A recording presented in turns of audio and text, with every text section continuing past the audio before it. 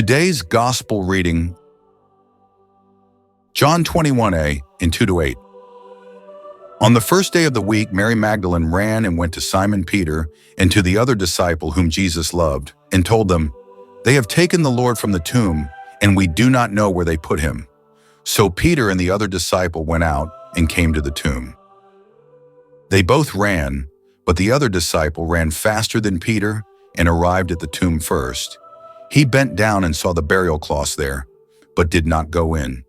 When Simon Peter arrived after him, he went into the tomb and saw the burial cloths there, and the cloth that had covered his head, not with the burial cloths, but rolled up in a separate place.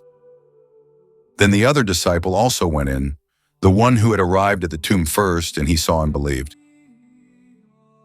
This is the word of the Lord. Thank be to God.